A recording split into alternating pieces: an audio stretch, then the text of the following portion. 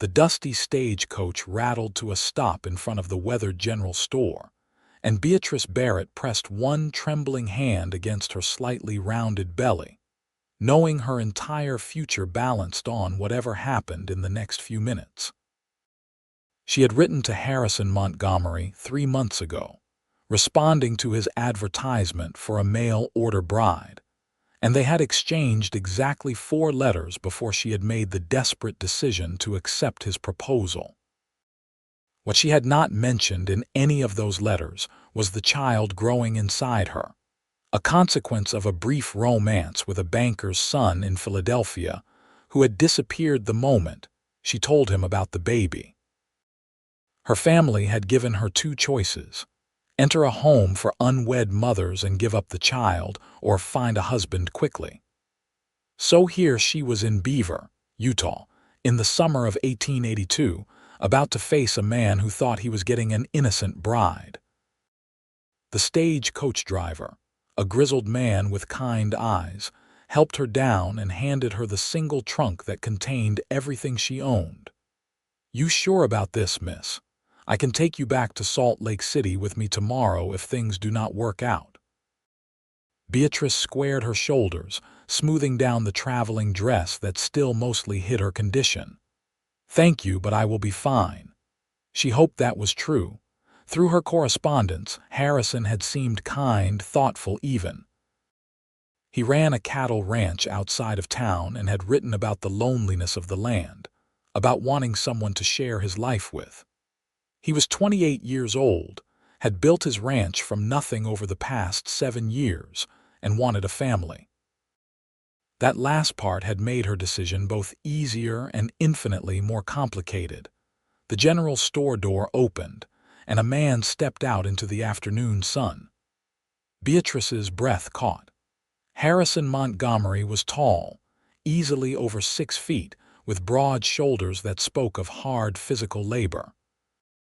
His face was weathered from years in the sun, with lines around his eyes that suggested he smiled often.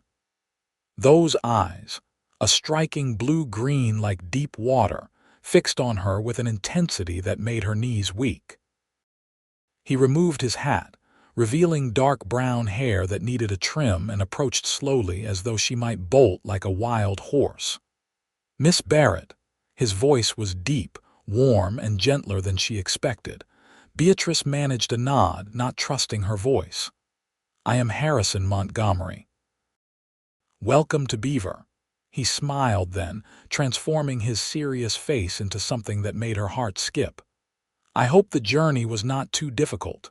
"It was long," she admitted, finding her voice, "but bearable." They stood there awkwardly for a moment, 2 strangers who had agreed to marry based on ink and paper. Harrison seemed to shake himself and reached for her trunk. "I have a wagon just there. I thought, if you are agreeable, we could be married today. Reverend Thomas is expecting us. But if you need time, if you want to wait and get to know me better first, I understand. Mrs. Henderson at the boarding house can put you up for as long as you need." Beatrice's hand moved instinctively to her stomach, then she forced it away. Waiting would only make the truth harder to hide. "Today is fine. I came here to marry you, Mr. Montgomery. I see no reason to delay." Something flickered in his eyes. Respect, maybe, or relief. "Call me Harrison, please." "Harrison, and I am Beatrice." "Beatrice." He said her name like he was tasting it, trying it out. "That is a beautiful name." The simple compliment brought unexpected tears to her eyes. She blinked them away quickly, turning to look at the dusty street. Beaver was smaller than she had imagined, a collection of wooden buildings spread along a wide main road. Mountains rose in the distance, purple and majestic against the blue sky. It was nothing like Philadelphia, nothing like the life she had known, and perhaps that was exactly what she needed. Harrison loaded her trunk into the back of a sturdy wagon, then helped her up onto the seat with a steady hand. His touch was warm through the fabric of her dress, respectful but firm. He climbed up beside her and took up the reins. "The ranch is about 5 miles out," he said as they started moving. "The house is not fancy, but it is solid. 2 bedrooms, a good kitchen, a parlor. I built most of it myself." "It sounds wonderful." She meant it. The idea of a home, of stability, of a place where her child could grow up safe and wanted, was more than she had dared to hope for these past months. They rode in silence for a while, the wagon wheels crunching over the dry earth. Beatrice studied Harrison from the corner of her eye. He had strong hands, scarred and calloused from work. His profile was handsome in a rugged way, nothing like the soft features of the men she had known back east. There was something solid about him, dependable. She prayed he would understand. "Harrison," she began, her courage nearly failing. "There is something I need to tell you before we marry." He glanced at her, concerned. "What is it?" The words stuck in her throat. She had rehearsed this moment 1,000 times during the long journey west, but now that it was here, terror seized her. "Perhaps we should go to the church first." "We can talk after, Beatrice." He pulled the wagon to a stop, turning to face her fully. "If something is wrong, I would rather know now. I will not judge you. Whatever it is, we can figure it out together." The kindness in his voice broke something inside her. Tears spilled down her cheeks before she could stop them. "I am with child, 3 months along. The father was a man in Philadelphia who wanted nothing to do with me once he knew. I should have told you in my letters, but I was desperate, and I thought if you knew, you would never agree to marry me.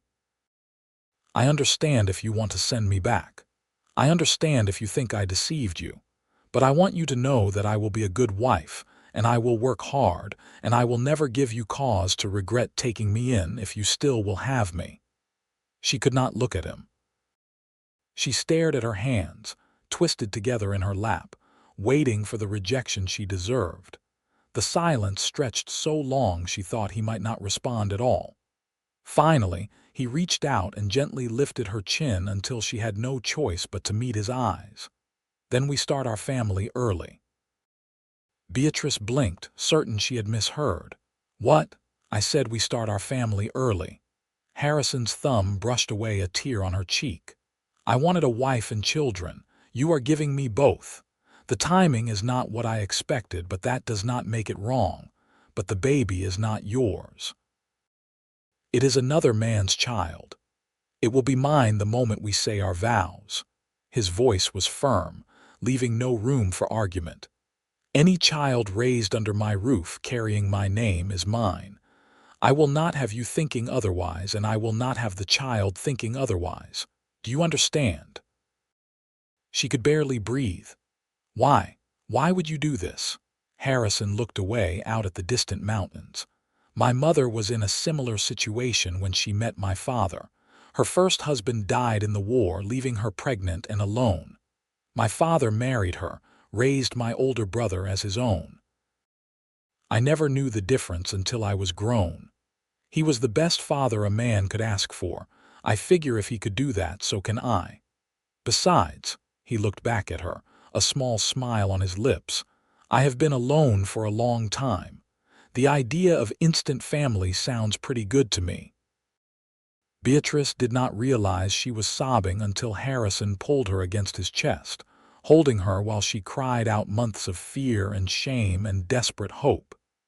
He did not say anything, just held her steady while the storm passed. When she finally pulled back, embarrassed by the wet spot on his shirt, he handed her a handkerchief. "Better.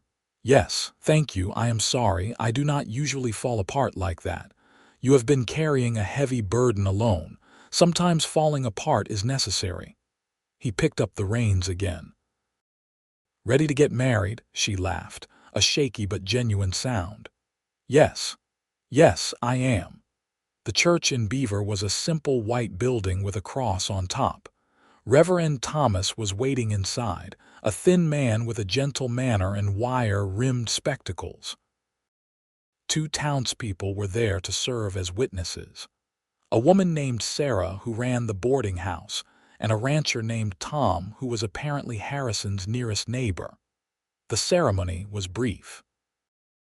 Beatrice stood beside Harrison, acutely aware of how little she knew this man who was promising to love and cherish her. When it came time for the vows, his voice was steady and sure. When he slipped a simple gold band on her finger, his hands were gentle. "You may kiss your bride." Harrison leaned down and pressed a soft kiss to her lips. It was chaste, respectful, but there was warmth in it too, a promise of more to come when they knew each other better. "Congratulations, Mr. and Mrs. Montgomery," Reverend Thomas said with a smile. "Mrs. Montgomery." Beatrice had never thought she would hear those words. She was married, safe. Her child would have a father. Sarah hugged her warmly. "Welcome to Beaver, dear. If you need anything at all, you come find me. The women here look after each other." Tom shook Harrison's hand, then tipped his hat to Beatrice. "You got yourself a good man. Stubborn as a mule sometimes, but good." Harrison paid the reverend, and then they were back in the wagon, heading out of town toward her new home. The sun was beginning to sink toward the mountains, painting the sky in shades of orange and pink. The air was cooling, a relief after the heat of the day. "Nervous?" Harrison asked. "Terrified," Beatrice admitted. He laughed, a rich sound that made her smile despite her nerves. "Me too, if I am being honest. I have been a bachelor for a long time. I am not sure I remember how to share my space. I will try not to rearrange everything. Rearrange whatever you like. It is your home now, too. Your home." The words settled into her chest, warm and comforting. She had a home again. The ranch appeared as they crested a small rise. The house was exactly as Harrison had described. Solid, practical, built to withstand the harsh Utah weather. It had a covered porch facing the mountains, with 2 rocking chairs that looked handmade. Beyond the house were a barn, a corral with several horses, and endless acres of grazing land dotted with cattle. "It is beautiful," Beatrice said, and meant it. Harrison looked pleased. "I will show you around properly tomorrow. Tonight, let's just get you settled." He helped her down from the wagon and carried her trunk inside. The interior was surprisingly tidy for a bachelor's home. The parlor had a comfortable-looking sofa and chairs arranged around a stone fireplace. The kitchen was well equipped, with a cast-iron stove and a good-sized table. Everything was clean but sparse, clearly the home of a man who lived alone. "Your bedroom is through here." Harrison carried the trunk down a short hallway and pushed open a door. The room was simple but pleasant. A large bed with a colorful quilt, a dresser, a wardrobe, a washstand with a basin and pitcher. A window looked out toward the mountains.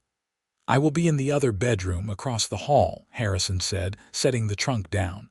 "I want you to be comfortable. We do not have to share a bed until you are ready. I know this is all very sudden." Beatrice turned to him, this stranger who had become her husband, who had accepted her and her unborn child without judgment. "You are a good man, Harrison Montgomery." He looked embarrassed, rubbing the back of his neck. "I am just trying to do right. Are you hungry? I am not much of a cook, but I can manage stew and biscuits." "That sounds perfect. Can I help?" "Not tonight. You have been traveling for days. Rest. I will call you when supper is ready."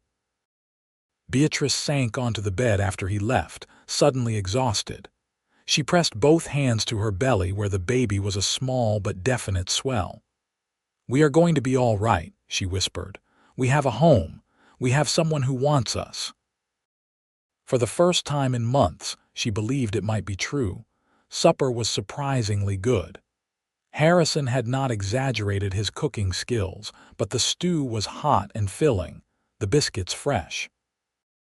They ate at the kitchen table, making careful conversation about the ranch, about the town, about anything except the elephant in the room. "How did you end up in Utah?" Beatrice asked. "Came west after my parents died. I was 21, restless, wanted to make my own way. I worked on other people's ranches for a few years, saved every penny, then bought this land. It has been slow building it up, but I am finally at the point where I am making a real profit. Do you have any other family? My brother is in California. We write occasionally. He is a lawyer, very successful. And you? Beatrice's expression tightened. 2 sisters and a brother, all younger. When they found out about the baby, my parents gave me the choice to come west or enter a home. My siblings were not permitted to say goodbye. Harrison reached across the table and took her hand. Their loss. You are brave to start over like this. I am not brave, I am desperate. Those often look the same from the outside. He squeezed her hand gently. You will write to them when the baby comes. Let them know you are well, that you are happy. Maybe in time they will come around. Beatrice doubted it, but she appreciated the thought. They finished eating, and she insisted on helping with the dishes despite his protests. It felt good to do something normal, domestic, to fall into a rhythm beside him at the sink. You must be exhausted, Harrison said when the last dish was dried and put away. Go on to bed. I am going to check on the horses and lock up. Good night, Harrison. Good night, Beatrice.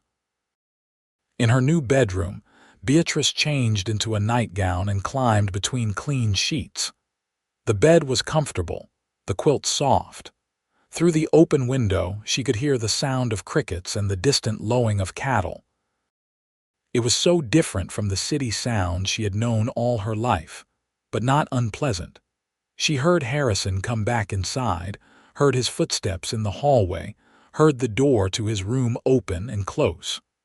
Her husband was sleeping just across the hall. The thought was strange and comforting at the same time. Sleep claimed her quickly, deeper and more restful than any she had known in months.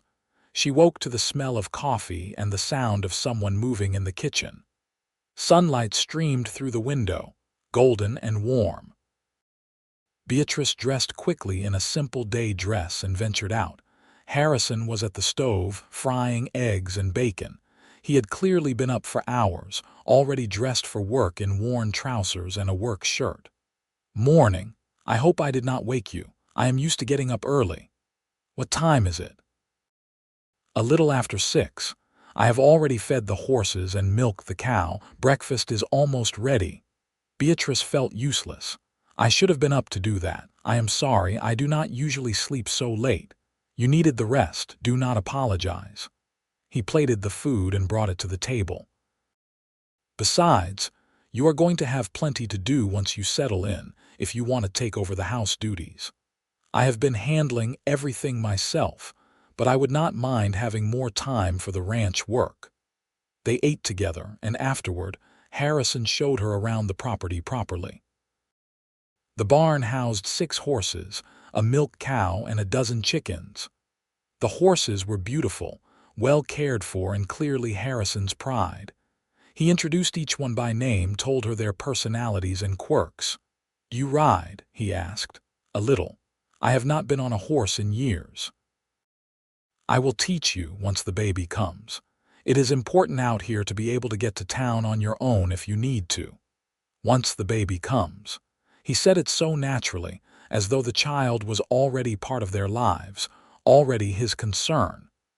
Beatrice felt tears threaten again and blinked them away. These emotional swings were exhausting. They walked the property, Harrison pointing out the boundaries of his land, showing her where the creek ran, where the cattle usually grazed. It was vast and empty and beautiful. Beatrice had never experienced space like this, never knew how good it could feel to see nothing but open land in every direction. I love it, she said simply. Harrison's face lit up. I am glad. I know it is lonely sometimes. The nearest neighbor is 3 miles away. Town is 5 miles. In winter, we can be snowed in for days at a time. It is not an easy life. Easy was not what I was looking for. I wanted a new start. This is more than I dared to hope for. They walked back to the house in companionable silence. At the porch steps, Harrison hesitated. I need to ride out and check on the herd. I will be gone most of the day. Will you be all right alone? Of course. I will get settled, do some cleaning, start figuring out where everything is. There is a rifle above the door and a pistol in the kitchen drawer. Do you know how to shoot? The question startled her. No, I will teach you. It is unlikely you will ever need it, but it is good to be prepared. If anyone comes by while I am gone, do not open the door unless you know them. We do not get many strangers out here, but better safe than sorry. A small shiver of fear ran down her spine, but she nodded. I understand. Harrison mounted one of the horses, a beautiful roan gelding, and rode off with a wave. Beatrice watched until he disappeared over a rise, then turned to her new home. The house was clean, but obviously neglected in the way homes are when only one person lives there. She spent the morning washing windows, sweeping floors, beating dust out of rugs. In the bedroom she had slept in, she unpacked her trunk, hanging her few dresses in the wardrobe, arranging her hairbrush and hand mirror on the dresser. At the bottom of the trunk, wrapped in paper, was her mother's china teapot. It was the one thing she had taken from home, the only thing her mother had allowed. Beatrice held it carefully, remembering afternoon tea with her mother and sisters before everything had fallen apart.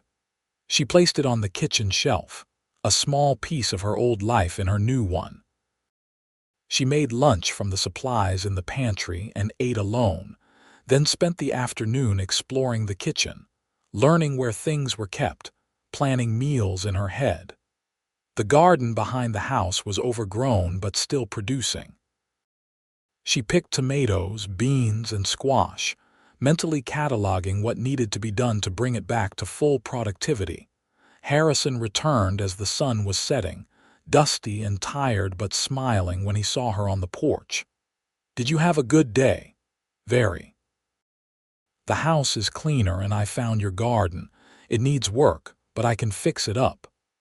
That was my mother's before she passed. I have not had time to keep up with it. Whatever you can do with it is appreciated.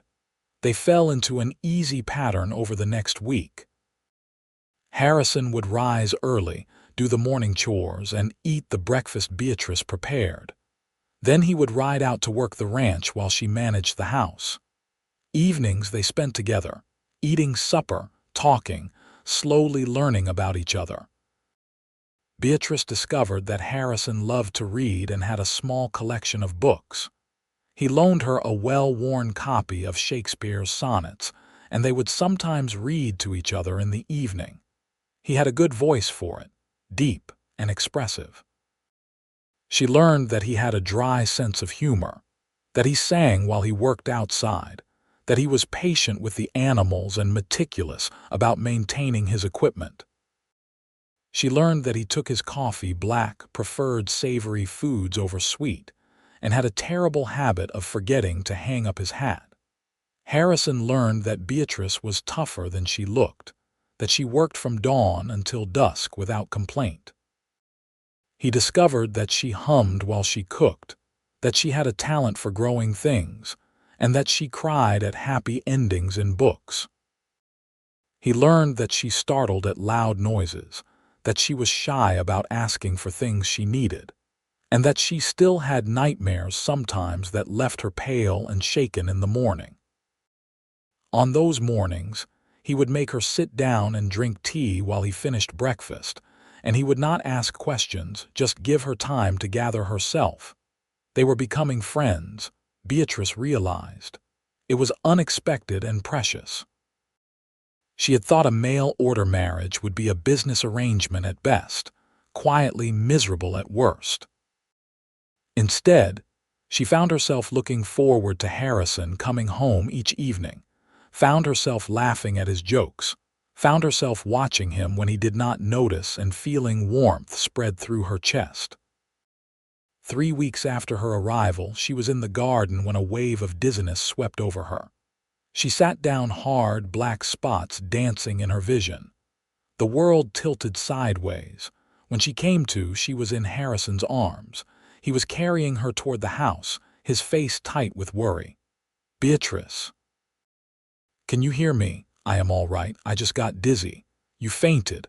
I was coming in for lunch and saw you go down. He carried her inside and set her carefully on the sofa. Stay there. I am getting you water. He returned with water and a damp cloth for her forehead. Has this happened before?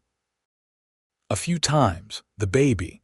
I asked a doctor before I left Philadelphia. He said it was normal in the early months. Harrison knelt beside the sofa, his face level with hers. You should have told me. I would not have let you work so hard. I am not working hard. I am doing normal things. You are doing too much. From now on, you rest more. Take naps in the afternoon. Ask me to help with heavy things. I mean it, Beatrice. She wanted to argue, but the genuine fear in his eyes stopped her. All right, I will be more careful. He sat back on his heels, running a hand through his hair. You scared me. I am sorry. Do not apologize. Just take care of yourself. Take care of our baby, our baby. He said it so naturally now, had said it several times over the past weeks. Each time, Beatrice felt something in her chest expand and warm. The baby was becoming real to both of them, not just an abstract idea, but an actual child they were preparing for. I found something in town yesterday, Harrison said, standing and walking to the corner of the room. He picked up a wooden object Beatrice had not noticed. I know it is early, but I saw this at the general store and thought it would be perfect. It was a cradle, beautifully made from smooth pine. Harrison set it rocking gently with one hand. The man who made it is the carpenter in town. He does good work. I thought we could put it in your room for now, and later we can decide where the baby should sleep. Beatrice rose from the sofa, dizzy but steady, and approached the cradle. She ran her hand over the polished wood, imagining a baby sleeping peacefully inside. It is beautiful. Thank you. I want to build a room onto the house before winter. Another bedroom, maybe a proper nursery. I have been thinking about it a lot. The house needs to be bigger if we are going to be a proper family. You do not have to do all that. I want to. He met her eyes. I want this to be a real home for all of us. I want our child to grow up feeling safe and wanted. I want you to feel like you belong here, not like you are just making do.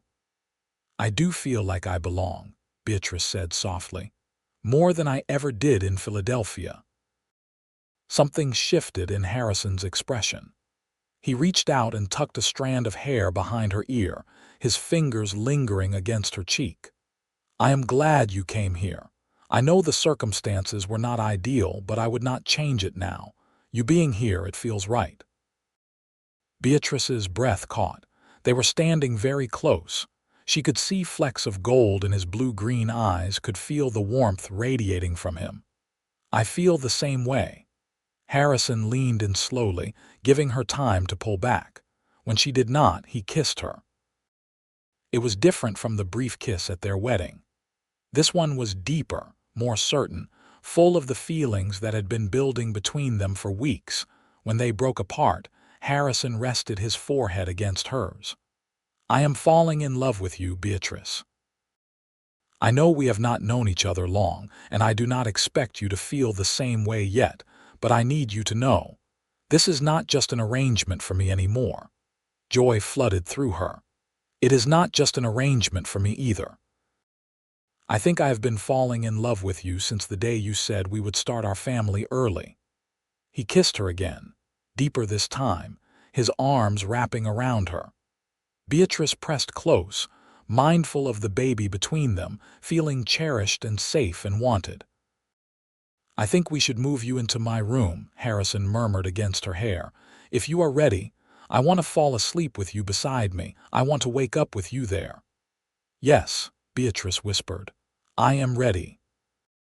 That evening, after supper, Harrison helped her move her things into the larger bedroom. It was sweet and awkward, rearranging closet space, making room for her belongings beside his. The intimacy of it made Beatrice's heart race. That night, they lay in bed together for the first time as a true married couple. Harrison held her carefully, his hand splayed protectively over the small swell of her stomach. "Hello, little one," he said softly. "I am your papa. I cannot wait to meet you." Beatrice felt tears slide down her temples into her hair. "I love you," she whispered. "I love you too. Both of you." The next months passed in a blur of happiness. Harrison worked on the addition to the house, spending evenings after ranch work sawing and hammering. Tom came over to help, and Beatrice provided lemonade and sandwiches, chatting with Tom's wife Mary, who had come along. Mary was a friendly woman in her 40s with 3 grown children. She was delighted to have another woman nearby and immediately took Beatrice under her wing. "You will need help when the baby comes," Mary said practically. "I will be here, do not worry. And Sarah from town, she has delivered half the babies in Beaver County. You are in good hands." Beatrice's belly grew steadily. Harrison loved to feel the baby kick, his face lighting up with wonder every time. They would lie in bed at night, his hand on her stomach, talking about names and what kind of person their child would be. "If it is a boy, I would like to name him Henry after my father," Harrison said one night. "That is a strong name, I like it. And if it is a girl, what about Beth, after you?" "I would like that, Beth Montgomery." They painted the new nursery a soft yellow. Harrison built a dresser and a changing table. Beatrice sewed curtains and tiny clothes, her hands busy preparing for their child. The cradle sat waiting, ready for its precious occupant.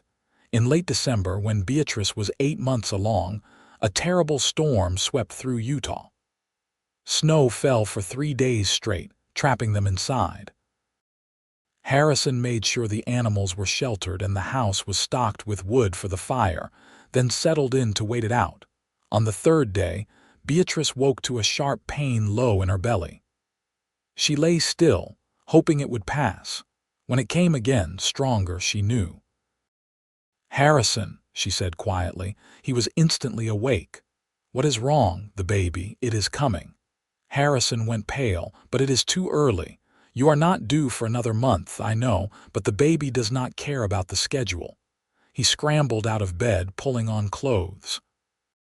"I need to get Mary and Sarah. You cannot go out in this storm. You will freeze to death. I am not letting you do this alone. You will not be alone." She gripped his hand as another pain hit. "You are going to have to deliver the baby. I will tell you what to do." Terror flashed across his face. "Beatrice, I do not know how. You deliver calves and foals all the time. This is not so different. It is completely different. What if something goes wrong? Then we handle it together." She forced herself to stay calm even though fear was threatening to overwhelm her. "Get me to the bed in the nursery. Bring towels and hot water. Find the cleanest sheets we have."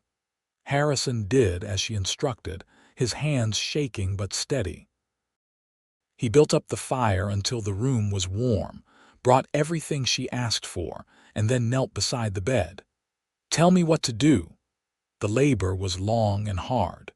Beatrice had heard stories from other women, but nothing prepared her for the reality of it. Harrison never left her side. He held her hand when the pains were unbearable, wiped her face with cool cloths, spoke soft encouragement even though she could see he was terrified. "You are doing so well," he kept saying. "You are so strong. I am right here." As dawn broke on the 4th day of the storm, Beatrice felt the overwhelming urge to push. "The baby is coming. Now." Harrison positioned himself to catch the baby, his face set in determined lines. "You can do this. One more push." Beatrice bore down with everything she had, and suddenly the baby was there, sliding into Harrison's waiting hands. For one terrible moment there was silence. Then a thin, angry wail filled the room. "It is a boy," Harrison said, his voice choked with emotion. "We have a son." He laid the baby on Beatrice's chest, and she wrapped her arms around the tiny, squalling infant. He was small, so much smaller than she expected, but he was breathing, crying, alive. "Hello, Henry," she whispered. "Welcome to the world." Harrison cut the cord with shaking hands, following Beatrice's instructions. Together they cleaned the baby and wrapped him in the soft blankets Beatrice had sewn. Henry quieted, looking up at them with unfocused dark eyes. "He is perfect," Harrison breathed.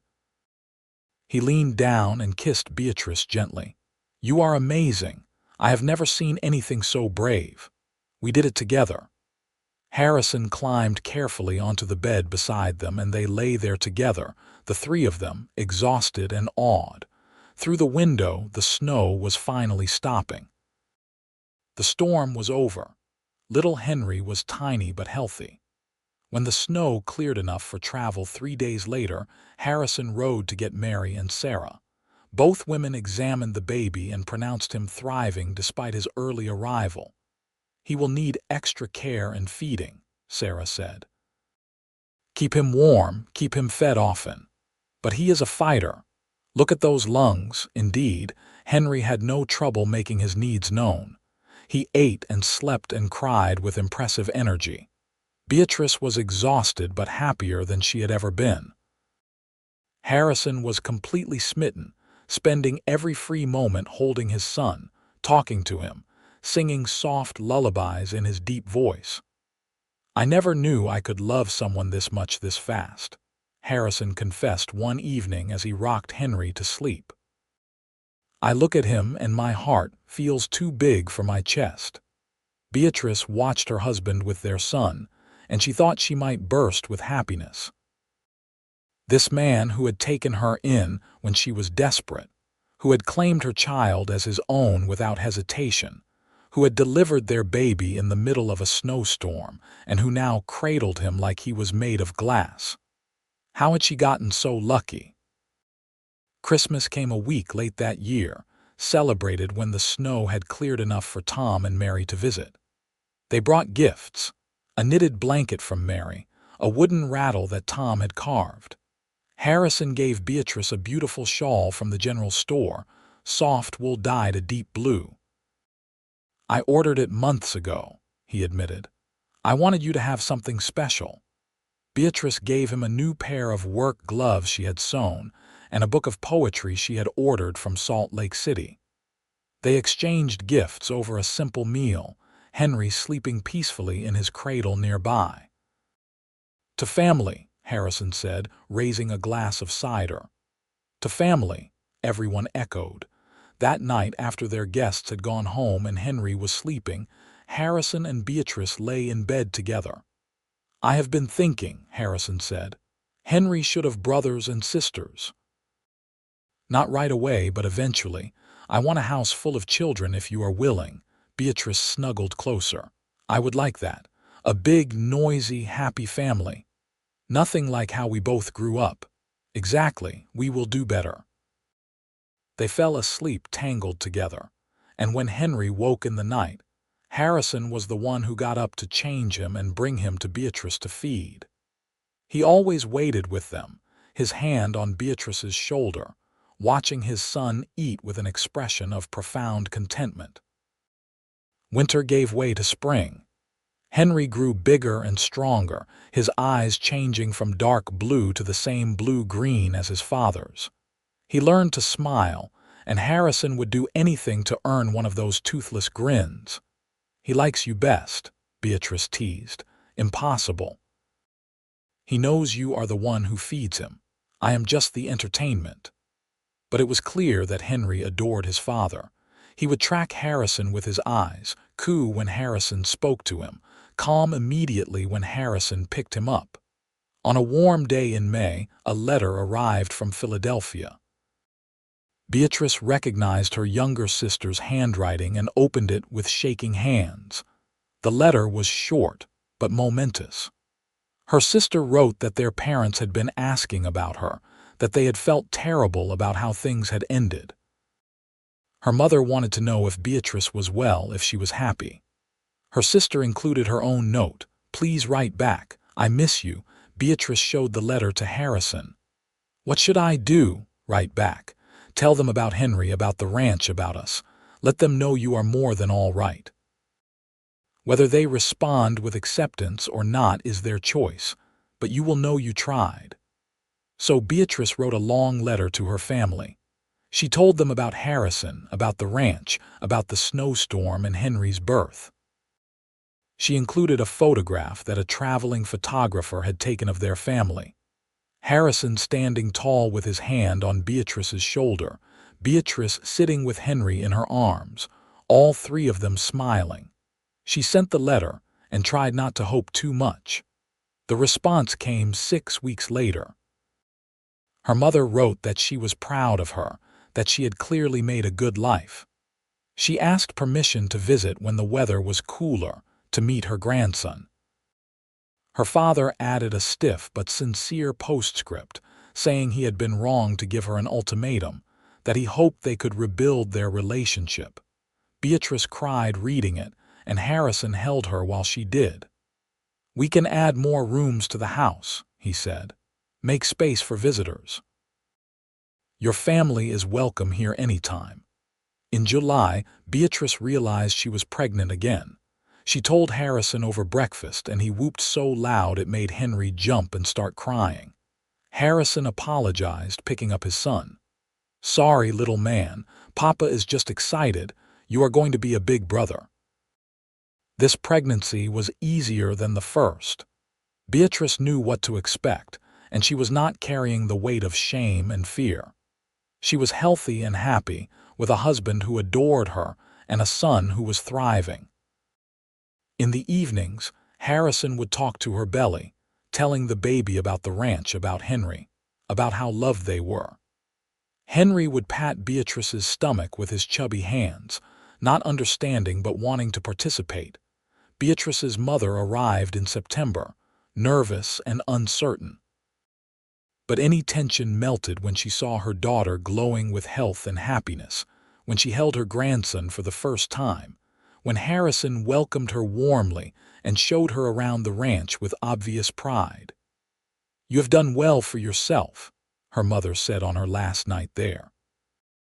"I am sorry I did not see it before. I was so worried about what people would think, I forgot to consider what would make you happy. I forgive you, Mama. I have everything I ever wanted here." Her mother returned to Philadelphia with promises to visit again, and to send Beatrice's sisters and brother when they were old enough to travel alone. The relationship was not completely healed, but it was on the mend, and that was enough. In March of 1884, Beatrice went into labor again. This time, Mary and Sarah were present, and the birth was faster and easier than Henry's had been. Harrison was still the first person to hold the baby after Beatrice. "Another boy," he announced with delight. "Henry, come meet your brother." They named him William, after Beatrice's father in an olive branch she hoped would build more bridges. Billy, they called him, to distinguish him from his grandfather. Billy was bigger than Henry had been, with a thatch of dark hair and a calm temperament. Where Henry had been a fussy baby, Billy was content to sleep and eat and observe the world with solemn eyes. "We have 2 sons," Harrison said wonderingly, holding Billy while Henry played at his feet. "I am the luckiest man alive." The ranch prospered. With Beatrice managing the house and garden efficiently, Harrison was able to expand his cattle operation. He hired a ranch hand, a young man named James who lived in the bunkhouse Harrison built near the barn. Beatrice now had help with the heavy work, and Harrison had help with the cattle. On their 3rd wedding anniversary, Harrison surprised Beatrice with a trip to Salt Lake City. Mary watched the boys, and Harrison and Beatrice spent 3 days in the city, staying in a hotel, eating in restaurants, walking around like a normal couple without children demanding their attention. "Do you miss it?" Harrison asked as they strolled through the city. "City life? Not for a second. That was never really my life anyway. The ranch is home. You and the boys, that is my real life." Harrison stopped walking and pulled her close, kissing her right there on the street. I love you more every single day. I did not know that was possible, but it is true. I love you too. You saved me, Harrison. You and your big heart. You saved me too. I did not realize how lonely I was until you arrived and filled my life with love and noise and chaos." They laughed together, and Beatrice thought about that desperate woman who had stepped off the stage coach 3 years ago, pregnant and terrified. She would not recognize the woman Beatrice had become, confident, loved, happy, home. The years rolled on. Beth arrived in 1886, a daughter with Beatrice's auburn hair and Harrison's eyes. She was followed by James in 1888, and finally Lucy in 1890. The house that Harrison kept adding onto was filled with the sound of children playing, arguing, laughing. Henry grew into a serious, thoughtful boy who loved to read and help his father with the horses. Billy was the wild one, always climbing things and getting into mischief. Beth was bossy and caring in equal measure, mothering her younger siblings. James was quiet and observant, seeing everything. And Lucy was the baby, spoiled by all her older siblings and her doting parents. Harrison loved them all fiercely, without distinction. If anyone in town did not know that Henry was not his biological son, it was impossible to tell from how Harrison treated him. He gave equal time and attention to all his children, teaching them to ride, to work the ranch, to read and write and think for themselves. On a summer evening in 1895, the family gathered on the porch to watch the sunset. It had become a tradition, this quiet moment together before bedtime. Henry was 13 now, tall and gangly, starting to look like a man. Billy was 11, still wild but showing signs of responsibility. Beth was 9, James 7, Lucy 5. All of them were healthy, happy, loved. Beatrice sat in her rocking chair, the same one that had been there when she first arrived, and looked at her family. Harrison sat beside her, their hands linked between the chairs. The children were scattered around the porch, talking and laughing. "What are you thinking?" Harrison asked quietly. "That I have lived an entire lifetime in these 13 years, that I cannot remember what it felt like to be that frightened girl who arrived here pregnant and alone. She is still in there. She is just not frightened anymore. No, not frightened, just grateful." Harrison lifted her hand to his lips and kissed her knuckles. "Me too. Every single day." As the sun sank behind the mountains, painting the sky in shades of orange and gold and pink, the Montgomery family sat together in peaceful contentment. They had started as a mail-order arrangement born of desperation, but they had become something real and precious. A true family, bound by love instead of blood, chosen instead of obligated. "Papa, tell us again how you and Mama met," Lucy demanded. She was their storyteller, always wanting to hear tales over and over. Harrison exchanged a glance with Beatrice, and she nodded. The children knew the truth, age-appropriate versions adapted as they grew. They knew that Henry had a different father who had not wanted to be part of their lives, and that Harrison had chosen to be his father anyway. They knew that sometimes families were not born but made. "Well," Harrison began, settling into storytelling mode, "one day a stage coach arrived in Beaver, and the most beautiful woman I had ever seen stepped out. She was scared but trying to be brave, and I fell in love with her almost immediately." "That is not how it really happened," Beatrice interjected with a smile. "It is exactly how it happened. You just did not know it at the time." The children giggled. They had heard this story before, but it never got old. "Your mama had a secret," Harrison continued. "She was going to have a baby, and she did not know if I would still want to marry her when I found out.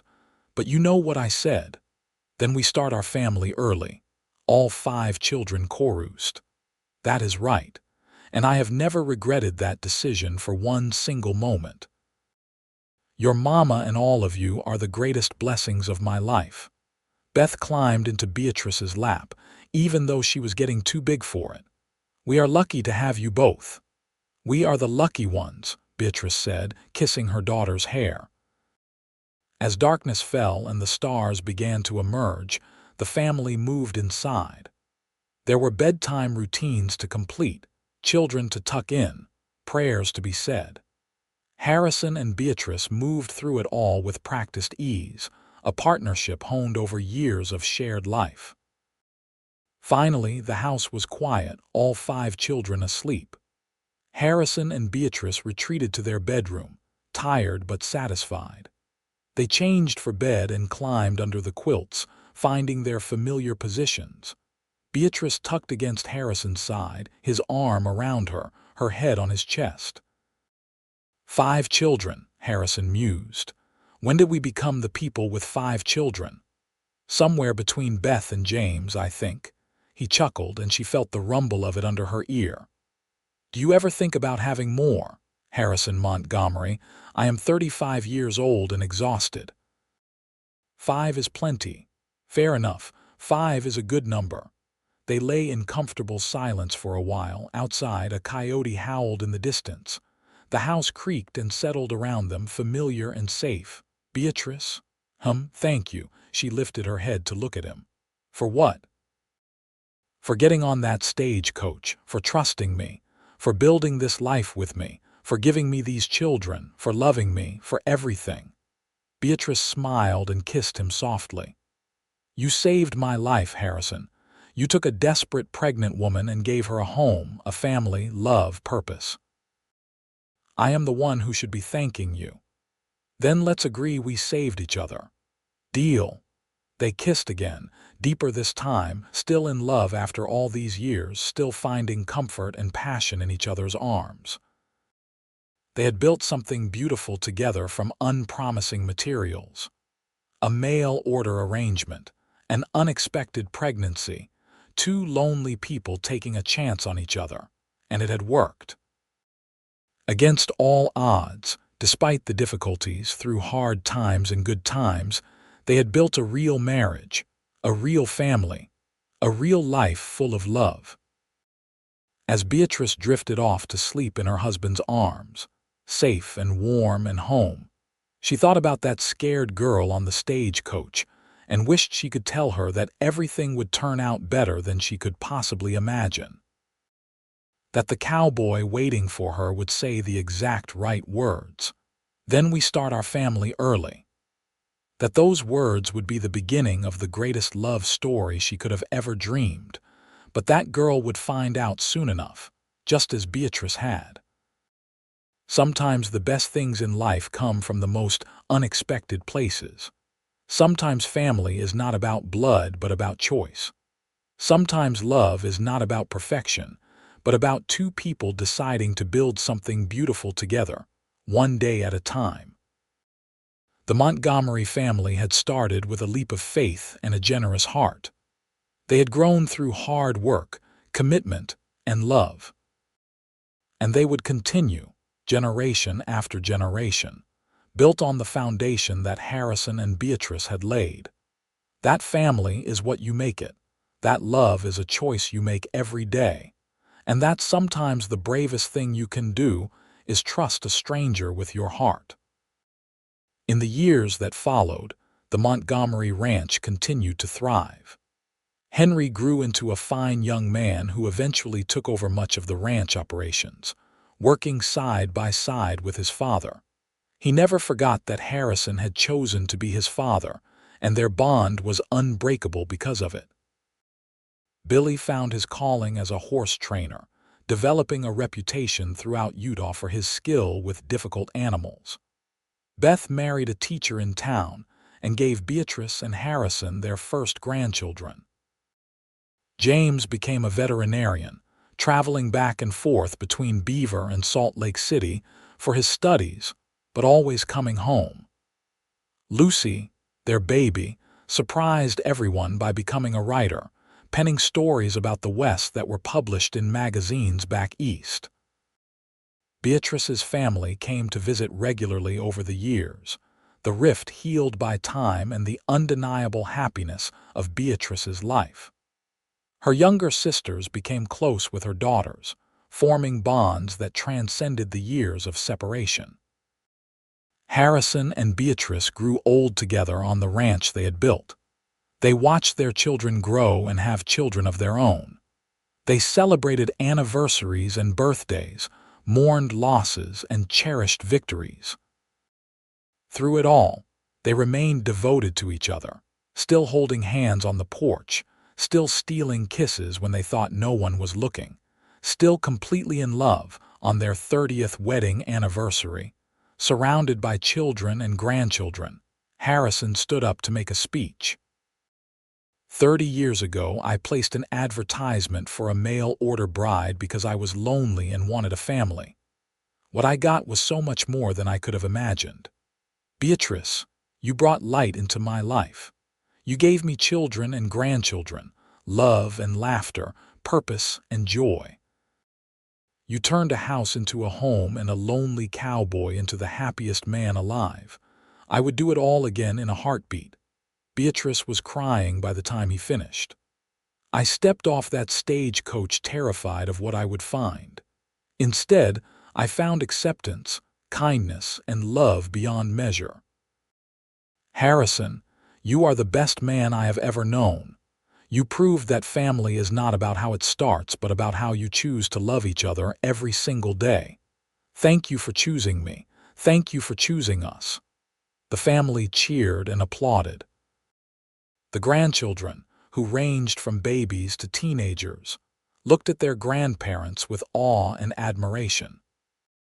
This was the legacy Harrison and Beatrice had built.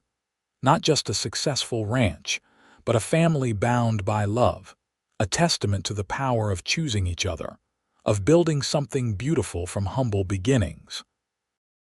As the celebration continued around them, Harrison pulled Beatrice close and whispered in her ear, "Best decision I ever made, saying we would start our family early." Beatrice laughed, the sound still as bright as it had been 30 years ago. Best decision I ever made, trusting a cowboy with a kind heart. They danced together under the stars, the music from a fiddle player filling the air, their family celebrating around them. Two people who had started as strangers, brought together by circumstance and desperation, had created something that would last for generations. A family built on love, acceptance, and the simple truth that sometimes the best things in life are the ones you never planned for. The mail-order bride who had been expecting in 3 months had indeed started her family early. But what had begun as a pragmatic arrangement had transformed into the kind of love that songs and stories were written about. The kind of love that built legacies and changed lives. The kind of love that proved, beyond any doubt, that home is not a place, but the people you choose to love and who choose to love you back.